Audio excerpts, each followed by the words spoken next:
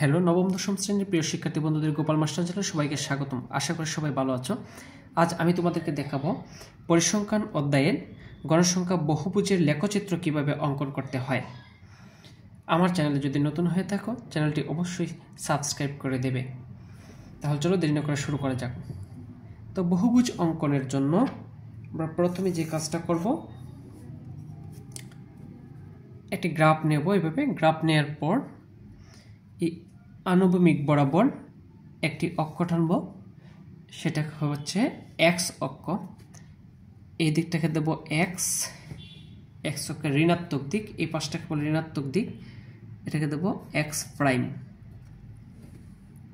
ঠিক আছে, এই লম্ব বরাবর যে রেখাটা, এটাকে ওয়াই অক্ষ, নিচের দিকটা হচ্ছে ওয়াই অক্ষের ঋণাত্মক দিক ওয়াই প্রাইম, উপরের দিকটা ওয়াই। আর এই দুই রেখার ছেদবিন্দুতে মূল বিন্দু অর্থাৎ জিরো বিন্দু। ঠিক আছে, এবার বহুভুজ অঙ্কনের জন্য জিনিসটা মাথায় রাখতে হবে, এক্স অক্ষ বরাবর শ্রেণী মধ্যমান, ওয়াই অক্ষ বরাবর গণসংখ্যা নিতে হবে। এক্স অক্ষ বরাবর নিতে হবে শ্রেণী মধ্যমান, ওয়াই অক্ষ বরাবর নিতে হবে গণসংখ্যা। আমরা এর জন্য একটি গণসংখ্যা বহুভুজ অঙ্কনের সারণী অঙ্কন করে রেখেছি, যার শ্রেণী ব্যবধান হচ্ছে এগুলা, গণসংখ্যা হচ্ছে এই, আর এটা হচ্ছে শ্রেণী মধ্যমানটা আমি বের করে রেখেছি। শ্রেণী মধ্যমান বের করতে হয় কিভাবে, সেটা যদি না জানে থাকো তাহলে আমার গড় নির্ণয়ের ভিডিওটি আমি ডেসক্রিপশন বক্সে দিয়ে রাখবো, দেখে নেবে।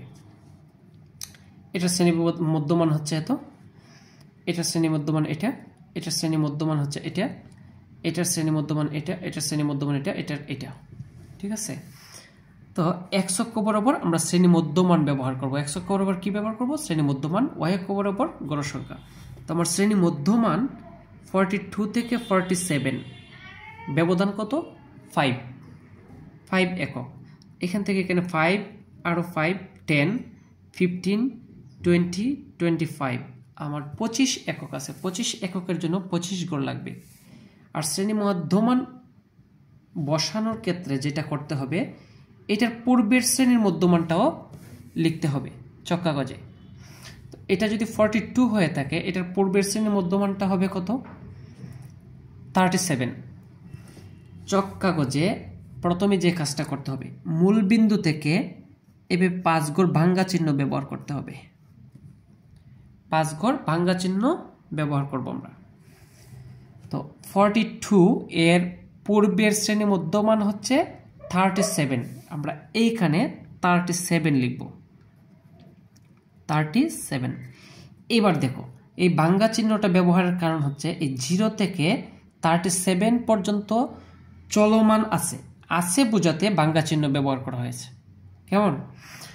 এবার এটা যদি 37 হয়, 37 এর পরে 42, শ্রেণী ব্যবধান 5 প্রতি এক এককের জন্য আমরা 1 গড় নিচ্ছি। প্রতি এক এককের জন্য 1 গড়। এই যে বর্ণনাটা আমি লিখে রেখেছি চক কাগজে, এক্স অক্ষ বরাবর প্রতি এক এককের জন্য ক্ষুদ্র 1 গড় ধরে শ্রেণী মধ্যমান।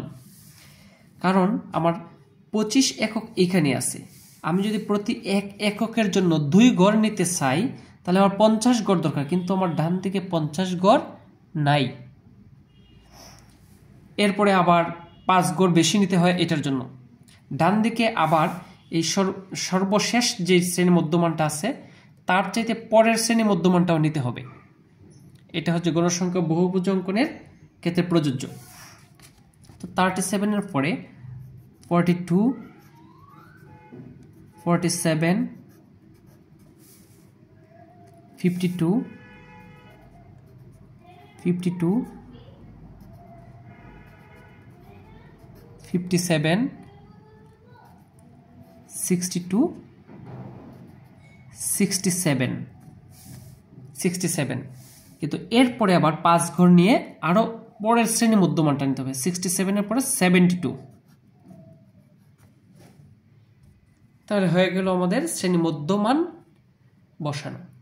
এবার ওয়াই অক্ষ বরাবর গণসংখ্যা আমার সর্বোচ্চ আছে কত? 20 গণসংখ্যা। তো 20 এককের জন্য আমি যদি প্রতি 1 এককের জন্য 2 গড় নিতে চাই তাহলে আমার 40 গড় দরকার উপরের দিকে, কিন্তু আমার উপরের দিকে 40 গড় নাই। সুতরাং আমি প্রতি 1 এককের জন্য 1 গড় নেব। এখানে 5, 10, 15, এদিকে যা আছে তাই বসাই দেব, 20, 25 গড়। ঠিক আছে, এবার আমরা বিন্দুগুলা স্থাপন করি। এখান থেকে শুরু আমার 37 থেকে। ঠিক আছে, প্রথম শ্রেণীর মধ্যমান কত? 42। 42 এর জন্য 6। তো উভয় দিকেই x অক্ষ বরাবর 1 এককের জন্য 1 গড়, y অক্ষ বরাবর 1 এককের জন্য 1 গড়। 42 এখানে আছে। 42 এর জন্য y অক্ষ বরাবর 6, 6 এর জন্য 6 গড়। এই যে আমার 5, এখানে হচ্ছে 6, 5 এর উপরে 1 গড়। এই বিন্দুটা হচ্ছে 6, 42 বনাম 6। আচ্ছা, এবার 47 এর জন্য 10, 47, 5, 10, এই যে y অক্ষ বরাবর 10। 52 এর জন্য 12, 52, 5, 10, এই যে 12। 57 এর জন্য 20, 57, 5, 10, 15, 20, এই যে আমার 20 বিন্দু। 62 এর জন্য 8, এই যে 10 বিন্দু, 10 এর নিচে 2 গড়, এই যে 62 এর জন্য 8। 67 এর জন্য 4, এই যে 5, 5 এর নিচে 1 গড়, এই যে। এখন এইখান থেকে আমরা যুক্ত করে দেবো এগুলো। এই 37 থেকে 42 বিন্দুটা এবার ডট ডট ডট ডট দিয়ে যোগ করে দেবো। পরে এই বিন্দুগুলা স্কেল দিয়ে চাইলে আমরা যোগ করতে পারি, স্কেল দিয়ে টেনে এভাবে যোগ করে দেবো।